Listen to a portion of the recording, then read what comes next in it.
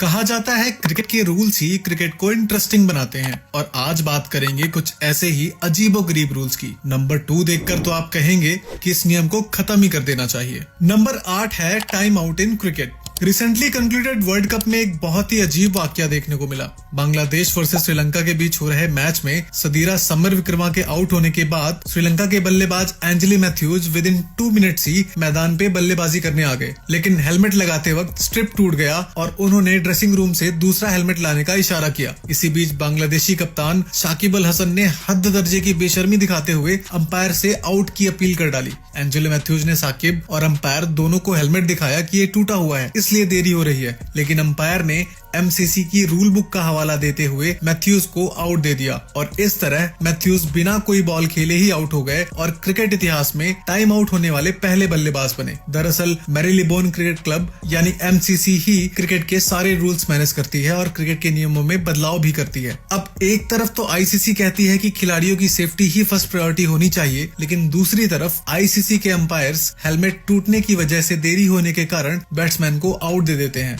है ना जी।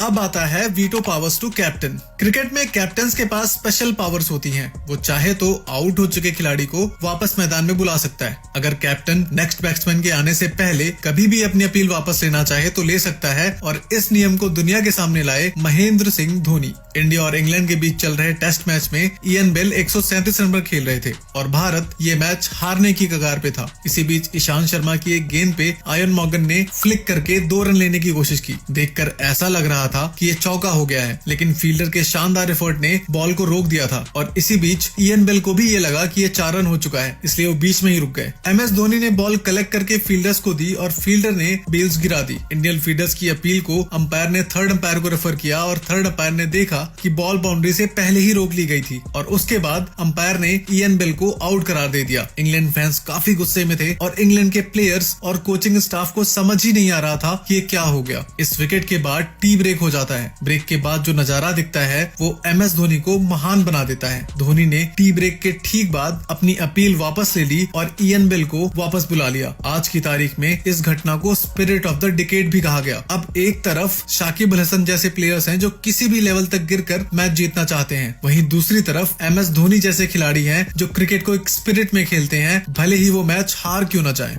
नेक्स्ट है वेयर्ड पेनाल्टी रूल। पेनाल्टी की बात करें तो सबसे पहले दिमाग में फुटबॉल आता है, लेकिन क्या आप जानते हैं कि क्रिकेट में भी पेनाल्टी को कई अलग अलग कंडीशंस में अप्लाई किया जाता है। ऐसा ही एक फनी वाकया हुआ पाकिस्तान और वेस्ट इंडीज के मैच में। पाकिस्तान के सस्ते विराट कोहली कहे जाने वाले बाबर आजम ने ऐसी गलती की जिसकी वजह से अंपायर्स ने वेस्ट इंडीज को 5 पेनाल्टी रन दे दिए। दरअसल बॉल को कलेक्ट करने के लिए कीपर रिजवान बॉल की तरफ गए और इसी बीच बाबर ने ग्लव्स उठाए और रिजवान के थ्रो को ग्लव से कलेक्ट किया। अंपायर ने ये देखते ही तुरंत 5 पेनाल्टी रन का इशारा किया और बाबर आजम को कुछ भी समझ नहीं आ रहा था, यहाँ तक कि उन्हें अंपायर से पूछना पड़ा कि ये पेनाल्टी रन क्यों दिए। इस जिम बाबर को लग रहा था कि ये गली क्रिकेट खेल रहा है। वैसे ये भी हो सकता है कि आईसीसी रूल बुक इंग्लिश में है और पाकिस्तानी खिलाड़ियों को इंग्लिश आती ही नहीं, तो इस हिसाब से आईसीसी को रूल बुक उर्दू में भी लिखनी चाहिए, है कि नहीं? अगर आपको भी ऐसा लगता है तो कमेंट करके जरूर बताना। इसके अलावा यदि फील्डर्स जानबूझकर बॉल को डैमेज करते हैं तो 5 एक्स्ट्रा रन दिए जा सकते हैं और अगर फील्डिंग करने वाली टीम जानबूझकर देरी करे तो भी ये नियम लागू हो जाता है। साथ ही अगर बैट्समैन का शॉट मैदान पर रखे हेलमेट पे भी लग जाता है तो पेनाल्टी के 5 एक्स्ट्रा रन दिए जा सकते हैं और इस बॉल की गिनती भी नहीं की जाती। इस तरह के इंसिडेंट्स क्रिकेट इतिहास में कई बार हो चुके हैं।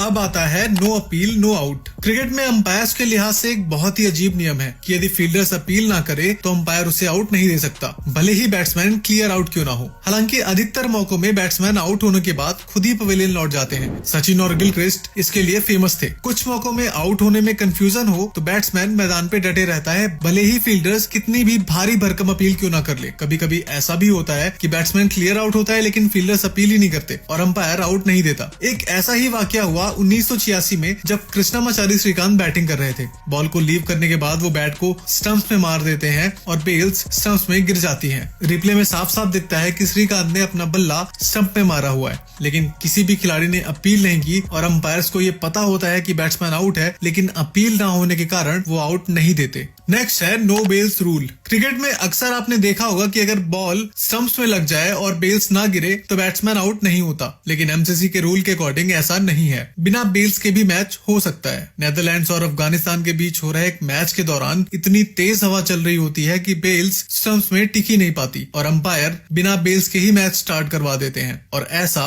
कई मैचेस में देखने को मिला।